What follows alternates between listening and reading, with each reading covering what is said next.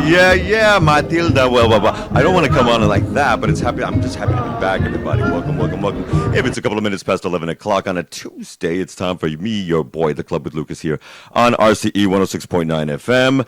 And, of course, who we were listening to were the beautiful sounds of Sir Harry Belafonte, who left this mortal coil last week at the age of 96. In fact, that man was beyond. He was a vibrant warrior, yes, of civil rights and civil liberties. He was a wonderful musician actor. He was actually the first artist in history to ever have a platinum album, not just a single. Up until that time, up into the early 50s, there had been platinum singles, but no one had ever had a full platinum album. He did it, yes, even before Elvis, y'all. Welcome back, everyone. We're good to have you back, and we're not alone today because I'm here joined in the studio by... Well, I almost wanted to call you Sir by your band name, but Bradley Lauretti is joining me here, and he helms a wonderful. Well, give a shout out to yourself as well. I said, but This Frontier Needs Heroes is the name of his band, and it's the name of him as well. It's all inclusive. He's like Sade. But wait a minute, he's also the beautiful gift of Americana here, and I'm going to tell you what. I have been stoked in a land of Americana because I actually came in and met him a week ago, coming off of another wonderful session at Velvet Room here in the city. And shout out to Sir Yo Day as well. But Bruce Springsteen was here. I was there at the concert this week, and I actually made a foolish trip that I'll tell you about during one of the song breaks over the weekend. But I do want to give a mad shout out to everybody who is always a justice warrior, and Bruce Springsteen was here for a reason, and we'll talk about that, and not the fact that Coldplay has sold out more shows at Stadio Olimpica. It was a wonderful, wonderful night. Remember, as always, you can follow my ass at The Club with Lucas at Instagram and Twitter at The Club W Lucas while we're still there. Arlo, catch us live on 106.9 FM all through Catalonia and RCE.cat. All through this wonderful world. Also, remember, you can catch us with your eyes and peepholes on YouTube at our new site at RCE 106.9 FM. Now, we're going to throw on a little bit of music, but before we do that, tunes before we get to the news. Mate, somebody has remixed, it's a Sounds Red remix of a song that you did called 2012. Sir Bradley, sir, that we do need heroes in this frontier. How did this remix come about? Before we even play it, because I love it, and I'm a house techno man, so since I was a wee lad, where did this come about, out of curiosity? Well, actually, my best friend from high school, his name is Keith Ruggiero, and we had a band in high school, and he was kind of more like the electro clash 80s, and I ended up going in the more folk direction. Beautiful. And he moved to LA, and he has a band called Soviet that has toured and made albums and stuff. And I made this song called 2012, which was a satirical take on like how everybody thought the world was going to end. And because Ended of up the being 2016, huh? Yeah, yeah, exactly. The world is always ending. I said cool. Every year. And he just took the song and just totally like took it in a whole new direction, and it's super like fun, and I love it. It's bloody fun, and it's actually, we always start our show with a jam, something that will perk everybody up while they're percolating the coffee. So we're going to do this one, and it's from our boy, and it has nothing to do with the rest of the sound of the Americana or the news that we're going to be talking about for the rest of the show. However, this is my boy, and the Sounds Red remix of his just talked about, 2012. We'll be right back, everybody. Remember, catch us live, 106.9 FM, and of course, at our new YouTube site, RCE 106.9 FM.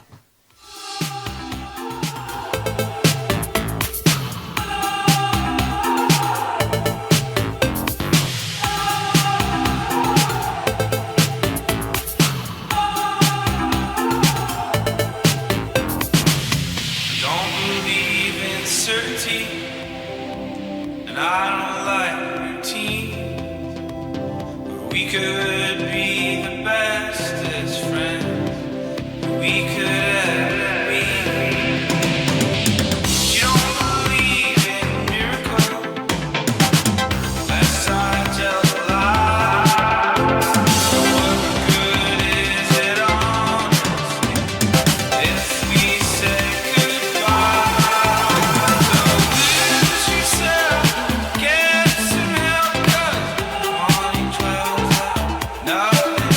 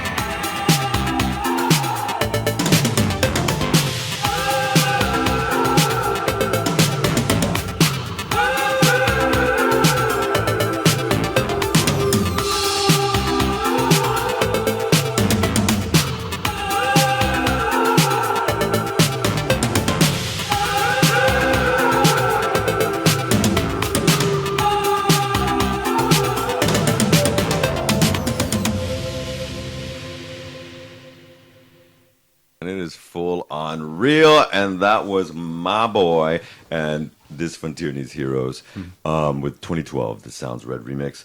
Everybody, let's do a little bit of racking up our news because, things are heating up in reference to the mayoralship here, which is going on the 28th of May, Sunday.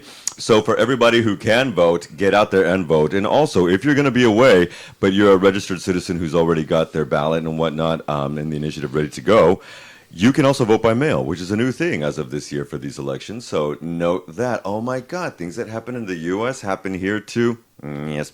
And it does feel like we're going to party like it's 2015 again or 2019. Yeah, the top three are all literally near neck and neck in the polls. And who are that? Locale, Mr. Colliboni, who's representing the Socialist of Catalonia, and Mr. Mature Gramson, former highest paid government official in Spain, Xavier Trias. Don't forget, don't worry. He's no longer the highest paid government official. That is Isabel Ayuso, who makes $140,000 over in Madrid as the president of Madrid. And the second highest paid figure is, do you know who it is? No. In Spain? Ada Colau, who makes almost $135,000 a year. Which is interesting because our prime minister, who mandates 50 million people, only makes 90,000 as of this year. He was making about 87 last year. So the mayors of two cities make between 40 and 50,000 more than the actual leader of the country. I just find that odd. But anyway, go vote! Okay, now over on the other side of the headlines, there's also going to be, and a lot of people were reporting on this after the weekend, the long weekend, hope everyone had a good one, that there will be an influx of 14 million Spaniards, which is 30% of the country, starting over this next year and over the next decade plus, who will be entering Spain's retirement, which is, as we know it as jubilación aquí. The baby boom of Spain was actually from 57 to 77, which was the end of, the last 20 or so years, 19 years of Franco's shite regime. That was happening as all the migration was coming around. A lot of Gallegos and Andalus actually moved to Catalonia in the 50s and 60s and 70s and helped create the modern Catalonia that we have now. The more modern. Slaves created, up until 1900, but that's another story. Anyway, so that's going to be happening over the next few years as well. So I wonder when it looks like, because I mentioned earlier, and I'm going to throw you into this conversation, rocker. Since you're also a Star Wars baby, what do you think about retirement? Because this is bringing up the complaint of retirement. Obviously, the First Republic, France, has pushed up the ante from 62 to 64 recently, and that has caused a lot of upheaval in the country there. Over here at 67, in our country at 67, what do you think the retirement age for people from our neck of the woods and of the eras would be? Do you think it's going to be 67, or do you think it's not existent? It's never That's occurred. the fear here. Well, I'm a musician, so I have a different situation, but the thought of retirement has never occurred to me. Okay. Same here, actually. I think I'll be doing this until, the day I die. Do you think it's important? I have to, and because I want to. Exactly. And so it's important to have an official love or trade or occupation that you really gravitate with. Would you say? Yeah. I mean, you can do this forever. just, I could do mine forever too, actually. I realized about 10 years ago, I moved to Florida. Oh my God. Yeah. He's okay, ladies and gentlemen. He's here now. I do love Florida. I have a soft spot although it's a very complicated relationship. Is that what I it says on your realized there was a Facebook lot page? of older people in their 70s who were still playing gigs, and okay. into their 70s and 80s, and a lot of them were actually successful musicians in the 60s, and I was living in the St. Augustine music scene where Gamble Rogers, there's a very rich folk music history in that area. So a lot of people moved down there in the 70s and just Better weather. Different yeah. time in the 70s there as well. It was more of a democratic state at the time. Right. Yeah. Now it's just spiraling out of control. It's interesting. The governor, and this was not on the news platform, but the governor of Florida has been doing a European tour and actually Asian tour as well. He was also in Japan. And apparently, as he left the UK yesterday, they said that man has no spark in him. There's something they're complaining that there's Dead something wrong with inside, it. Yeah, and that he said he shows no leadership skills in the marksmanship of only a state leader. Yeah. One of the guys from the parliament said. So that's the Republicans' next choice for president. No, it's not. It's actually Donald Trump. And this could indicate yet another need for rethinking over certain things. Before we get over to the United States, though, the UK. Economic reports are stating that the overall outlook for 2023 fiscally in the United Kingdom and all brothers over there and sisters will be on par with Russia. Russia. Okay, there are watchdog groups right now that are being summoned by parliamentary groups to study the outrageous and continued inflation of supermarkets, who are many often are out of stock of many things, but the goods and prices have continued to skyrocket apparently over in the UK. Obviously, this also goes back to some of the drama with the lorries and things that go back and forth, and the lack of some of that, of the ability of that because of rights and permits and things of that nature. For example, you cannot take a sandwich from the European side, even if it's just a trucker with his lunch, into and vice versa, you know. It's so those little things have, and it's just a sad truth of the reality of things that we don't think about, you know, in regards to separation, anyway. But that has also continued the strikes of nurses all across many regions of the United Kingdom as well as educator strikes that have battered the system for many months now since the holidays. Over in the U.S., more shootings and mayhem stop. Over in Texas, where I popped out of my mother, it's hard. How am I going to address this? Okay, so a group of immigrants were living in a neighborhood, lower class neighborhood, and they were having a party or something outside. Not a party, they were having a cookout some over the weekend, and their neighbor was out on his property shooting his gun off, and it was scaring the kids, and one of the kids was trying to sleep, so they went over there and kindly asked, can you please not be shooting your gun?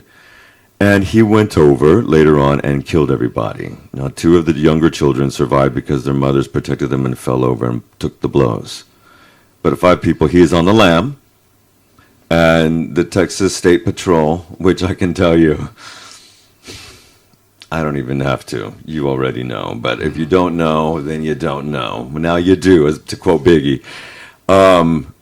You don't want to get pulled over by Child, no, especially when you're Mexicano or black, okay, or anything other than certain, you know, members of society there. And they've literally admitted this as of last night. They have no leads and they have no idea what this guy is, but we do know that he had been deported 4 times already and found his way still back despite that. So yes, there is also a crisis in the area of that country, but that is the same claim that is going on in most countries. Do we need more stipulated immigration reform? Probably everywhere. In the meantime, over in rural Oklahoma, 7 bodies were found on a piece of property on Monday afternoon during a search for 2 teenage girls who had been reported missing for a while. They were also reported to have been seen with a convicted sex offender. But when Okmulgee's county sheriff office were deployed there, they found 7 more bodies, including Ivy Webster, who was 14, poor thing, and Brittany Brewer, who was 16, as well as 5 other bodies. Again, this person apparently is on the lam, and they do not know who has committed the homicide. They think they do, but they were shot dead. The person who came and killed those poor Hondurans in Texas was also using an AK-47, AK-15. What's the one that everyone's using? AK-15, one of those AK guns.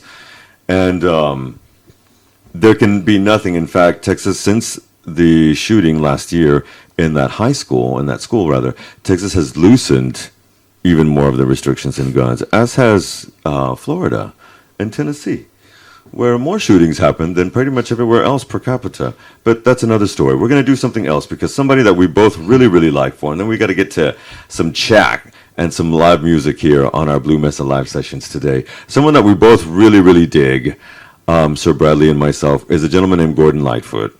And he passed away yesterday at the almost ripe age of 84, I believe it was. Not as old as our sir Harry Belafonte, who was on, but walking towards 97, actually.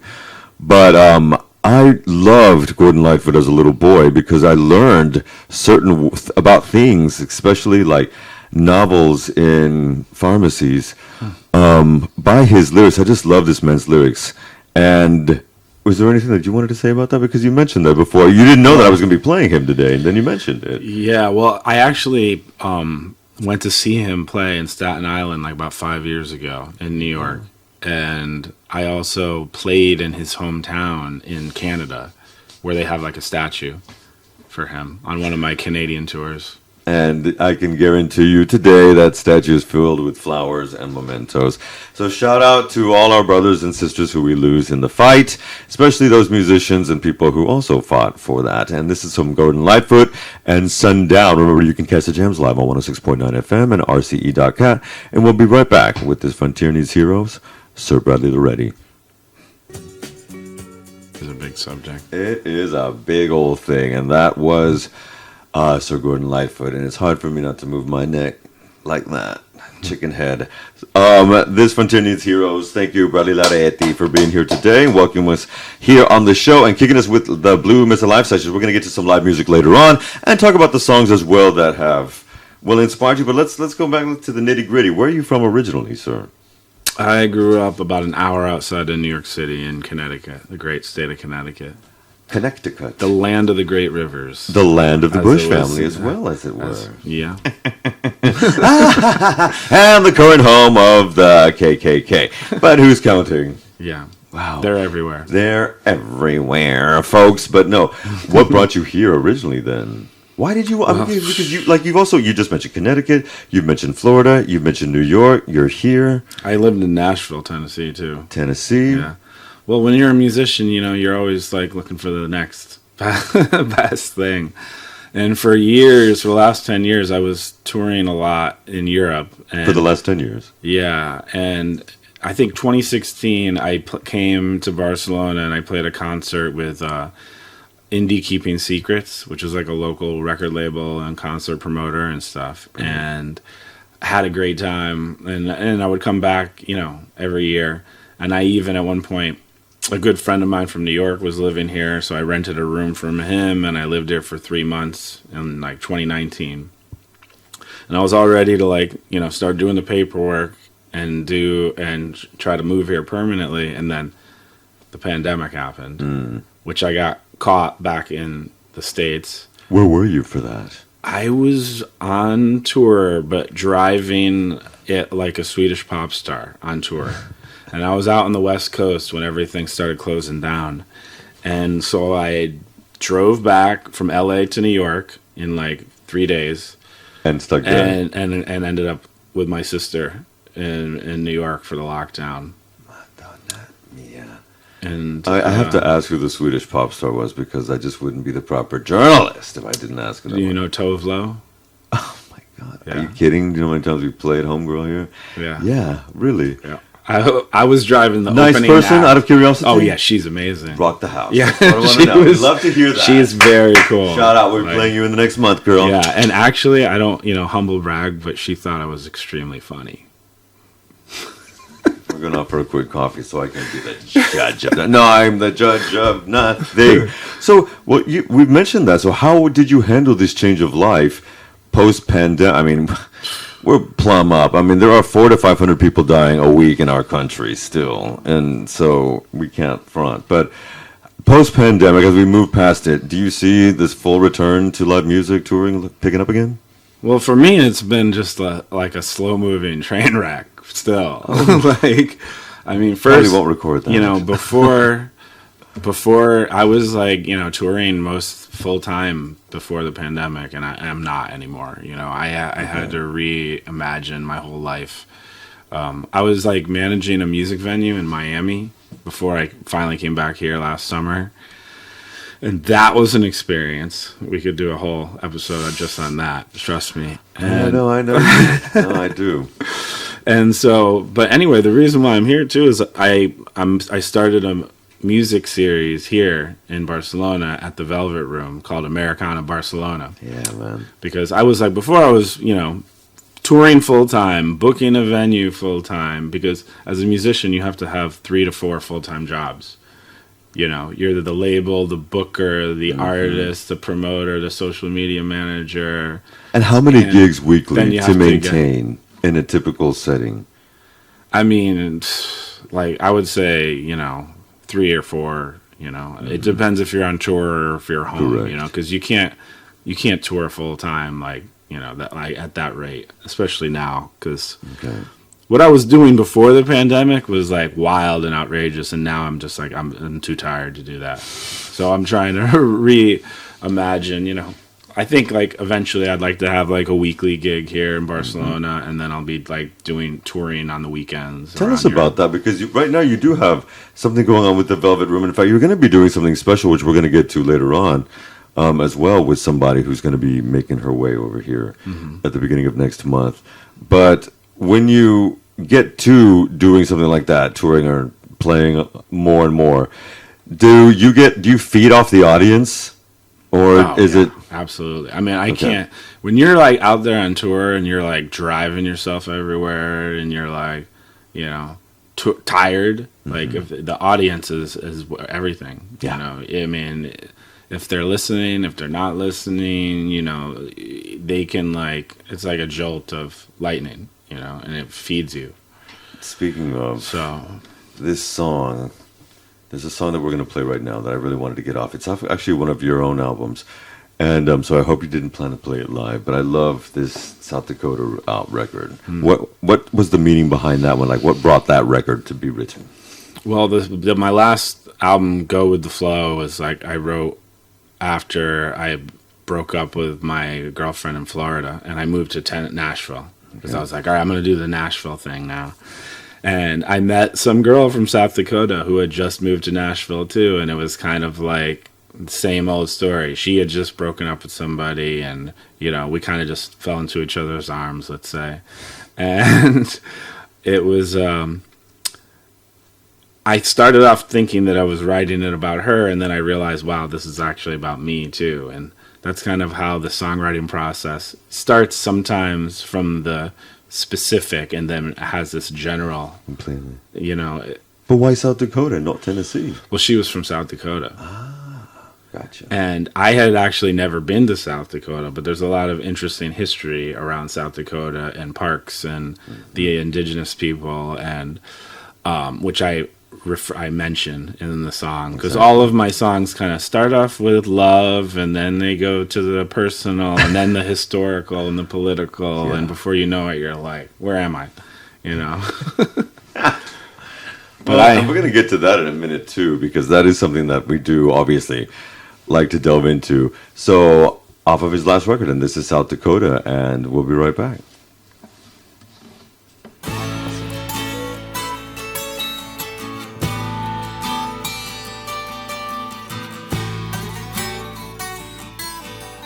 Came from South Dakota, someone tore apart her heart. So she moved to Nashville, trying to make a new start. I guess the stars aligned, just as I had arrived. Since I am an optimist, I took it as a sign. South Dakota, I already know you. Though I've never been on a jump ride, what I see, I really like it. And your lips just might be the right fit.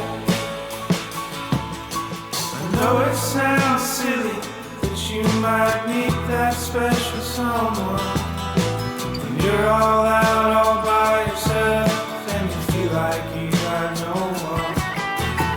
She grabbed my arm and swiftly kissed me down the street. There's no way this could be random. South Dakota, I already know you. Though I've never been on a jump ride, what I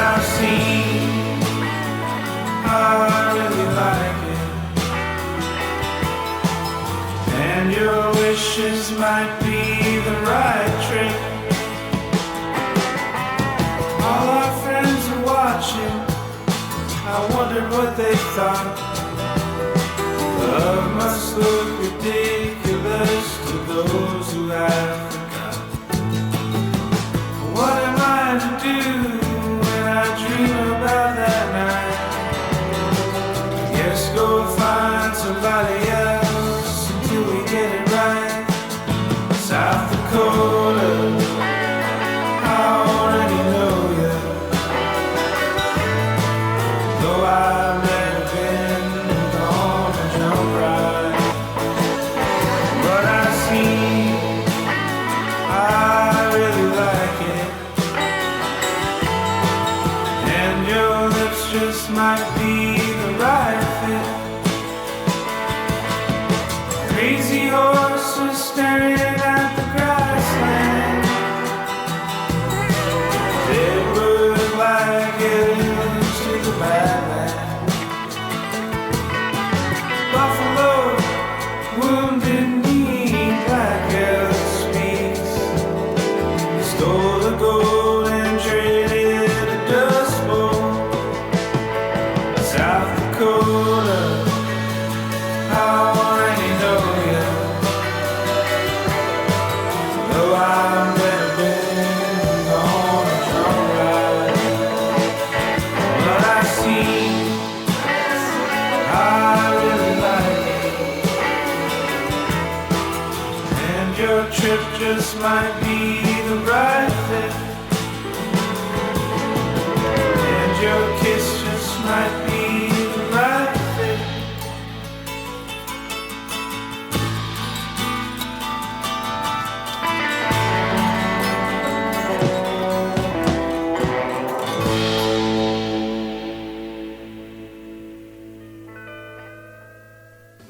This frontier does need heroes, and so let's talk about that, because as during the, and that was South Dakota from your last record, sir. Now, we were talking during the break here how so much of, like, you left Tennessee, like Nashville's a great place for its scene, and also because it's a place to be seen as well, especially if you get into the scene.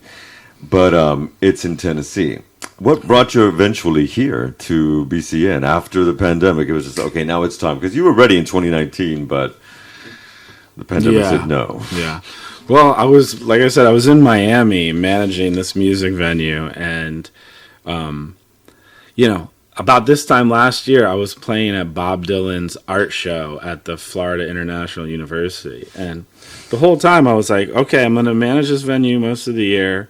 The venue closes down in the summer, so I'll go on tour in Europe. And then let's just say things went south with the venue because it was like a bunch of Miami developers and a bunch of Miami music promoters. And you can imagine what that scene is like. It's not the most reliable people. And so I came here, and literally I called up one of my friends, and I was like, hey, I'm coming to Spain for the summer. And he's like, dude, I just rented a house in Ibiza. You got to come. So I got my plane ticket, went to Ibiza, came back here, did a couple of shows in Catalonia last summer, went to Catechase, and I was just like, dude, I'm done. I'm I need a break from America, And It's interesting that you say that, because you play Americana, so you keep yourself steeped in those roots, which I was saying to my brother here during the song break. I feel there's a big divide for me from Americana versus country and Western music necessarily. It's a different vibe. And people often. But you keep yourself steeped in those roots, and yet you needed that break. I find myself sometimes, if I hear the accent, which we hear more and more these days here versus 10, 15 years ago, annoyed, especially with the amount of likes I can count. I'm always surprised about it's like, oh my God, and we were like, and it's actually transferred here where people say, it's en plan como, where people have adopted that saying. What is it about the break that you needed from the United States? What did you feel? I mean, man, it's just... Because you are political in your songs, so that's why I ask. It's very stressful, The life is stressful there. Yeah, it is. In which I manner? gotta be honest. I mean, they don't, we have people who are trying to impose their political views on everybody else And, religious too, huh? Yeah, and they're being somewhat successful in what they're doing. You know, you have in Miami, one of the venue I was working at was an outdoor venue, and we used to have a game was fireworks or gunshots, and that was like, what was that sound? Was it a gunshot or was it fireworks? You know, and the longer that I'm here and the more that I think about it, it's like what I would see as normal is truly psychotic. And, you know, at the end of the day, no matter what happens to me here, I don't have to worry about getting shot. That is such a perfect. That is going on Instagram at some point in the next week. It's interesting because it's really kind of sad because a lot of people, especially one of my therapists that I follow, have been saying it's the mental health, it's the mental health, it's the mental health. And I think it is to a point because it is mentally insane. It is a psychosis thought pattern to think that we need these protections for weapons of war, for homebodies. It's insane. That mentality is part of the psychosis. So yes, we need to deal with the mental health, but the very ability to have that thought process in a constitutional mandate is insanity. Right. And repeating the insanity and thinking something's going to change and it never does is the very definition of its own self. It's like the fish eating its head. Oh my God, isn't that a saying in Italian? The fish putrefies from the head, right? Mm-hmm. All right. Well, the thing is, the problem we have in America is that we have in the United States of America. The United States of America is we have a constitution that was written in the 18th century, by white men, slave owner, landowner. Mm-hmm. Exactly. And in Europe, all the countries here have like a post World War II 20th century constitution and so I think that's the one thing Spain, a lot of Europeans, right? Every country has a different situation, right? Totally. But I think that's one thing that people look at America and they're like, why is this happening? It doesn't make any sense. And it's like, well, if you think of it as 50 distinct republics, it's not one country, then it starts the chaos of it. Actually, you can do, you know, and the logic behind how things that don't make sense actually come to pass. Yeah, it starts to make. So, you know, I just. Oof. You said a lot. You said a mouthful there, but that and that mentality creeps its way into some of your songs. Now, you've been holding this beautiful acoustic guitar here for 40 minutes, and I'm wondering if you can serenade us with something, and I'm wondering if anything's gonna be political by any chance. Well, I was do like probably one of the most important songs from my last album, which is called "How Leonard Cohen Learned to Play Guitar," and I actually wrote this song when I was living in Barcelona in 2019, because Leonard Cohen actually died right before Donald Trump got elected. Right, so when he died. Like nobody was memorializing him because we were all just like, "What just happened?" Yeah. And he said, "Bye, I'm out of here." I saw that. Prince did, Bowie did, George Michael. Everybody's like, "I'm out." Natalie Cole. Everyone died that year. Yeah. Well, and then I'm sitting there like watching YouTube videos of Leonard Cohen, trying to like numb myself to what just happened, and I watched this video of him accepting the Azores Prize. From, you know, the King of Spain, and just thinking about Leonard Cohen learned to play guitar from a Spanish guitar player who was traveling through Montreal, who actually eventually committed suicide, which is like the most Leonard Cohen thing you can imagine. I need to hear this. And then, you know, Lorca was Leonard Cohen's one of his muses. Biggest influences. Yeah. So I was sitting there in my head thinking about all this stuff and just, you know, I was like, I got to write a song about this. So I wrote this. It's called How Leonard Cohen Learned to Play Guitar.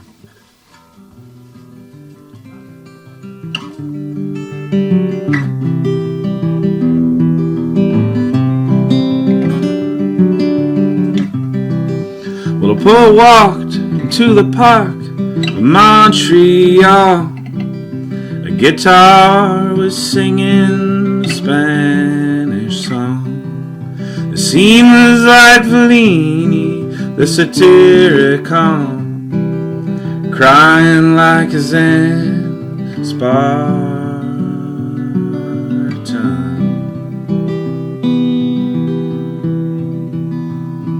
Well, the poet asked if he could roll tobacco, which he would probably steal just like Picasso. Depression overwhelming his mother's home, singing sad songs she won't ever know. Now the king all wants to praise him, the girls all want to play him, a temporary thought on a cloudy night. Is it too late we missed the light?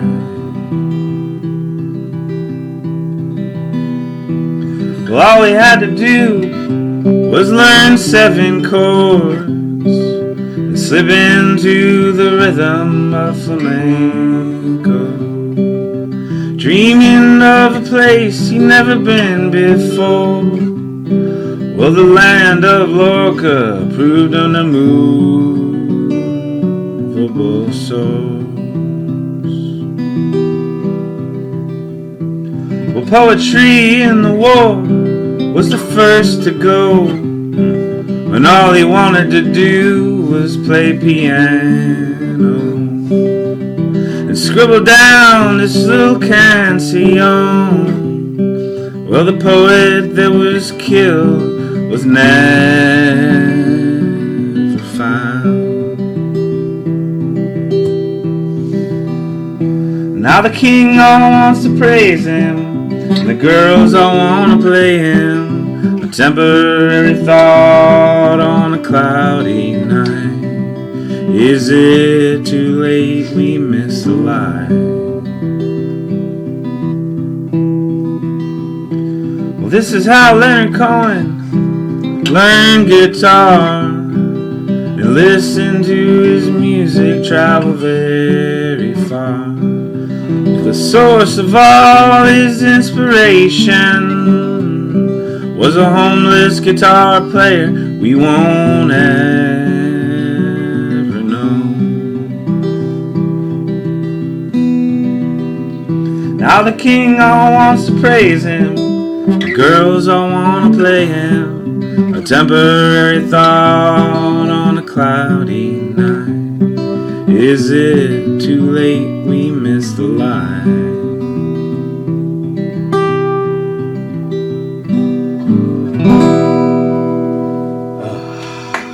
Oh man, that's a completely historical reference, and one of the things that I guess I do love, and I will admit that now, not just about Americana, but also about country and Western music, even Taylor Swift songs, if I admit that without throwing up, is that country music, Americana, tells a story. And music used to tell a story. Gordon Lightfoot told a lot of stories. Your song just told a story.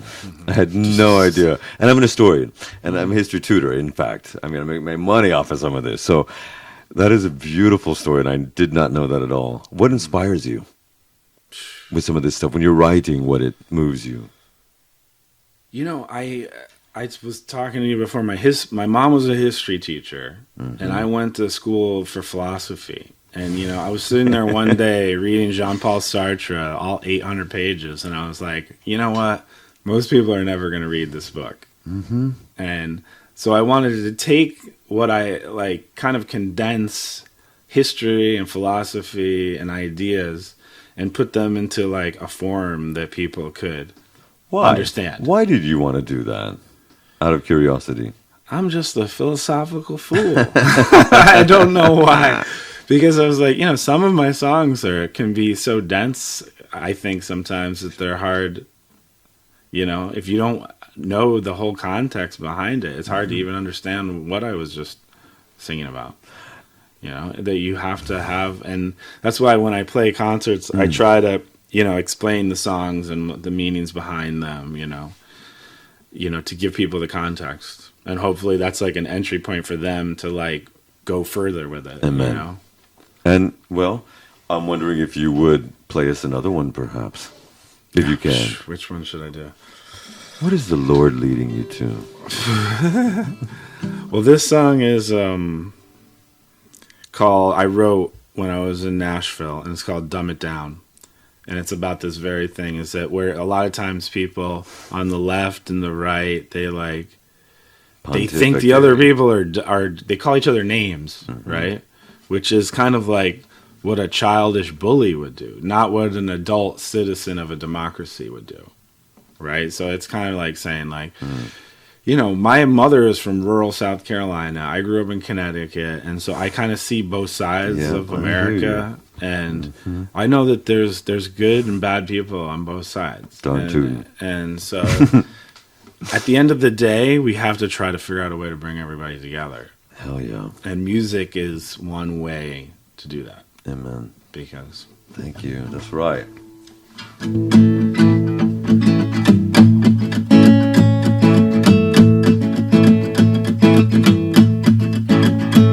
Well, the world is getting harder every day.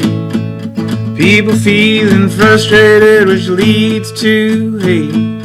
To talking heads that think they are great, but no one is learning, man, it might be too late. Alright, alright, alright, alright.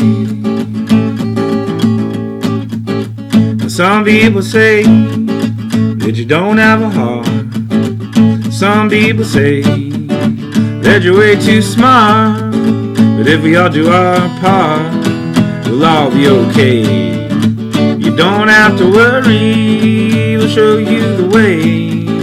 So don't dumb it down, don't dumb it down, don't dumb it down, don't dumb it down. Ignorance ain't bliss, it'll give you the frown.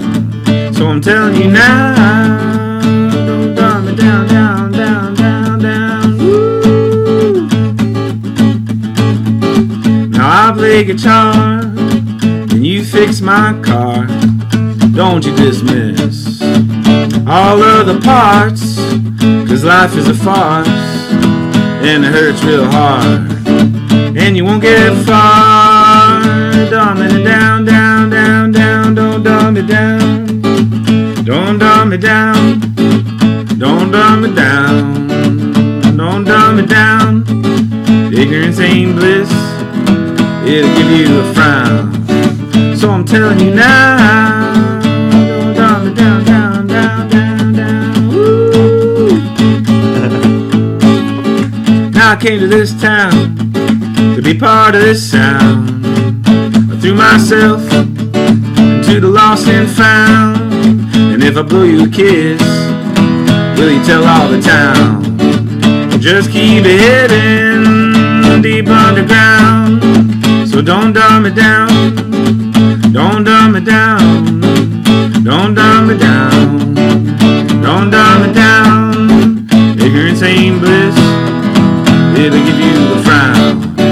So I'm telling you now, don't dumb it down, down, down, down, down, down, down, down, down, down, down. Yeah.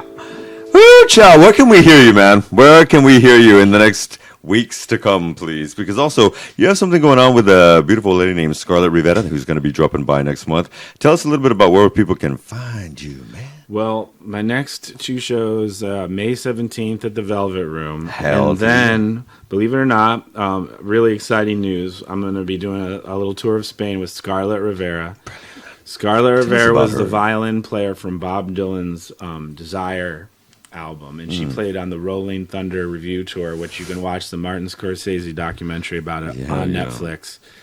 She's an incredible woman, and we're going to be playing June 6th in El Loco in Valencia, June 7th here at the Velvet Room in Barcelona, June 9th in La Fábrica in Girona, and June 10th at El Sol in Madrid.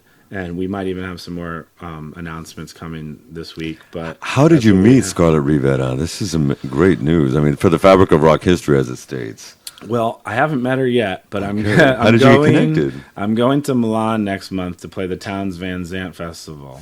and she's playing there, and the guy who organized the festival, suggested, hey, you need to meet Brad. Scarlet needs to come to Spain, and so we jumped at the chance to. This is brilliant. If there's any way in hell we can have you back here before that, remember, folks, you can catch my brother live at the Velvet Room BCN. That's at Carrera de la Aviación, number 5. That's in Les Corts, right near the metro of Les Corts.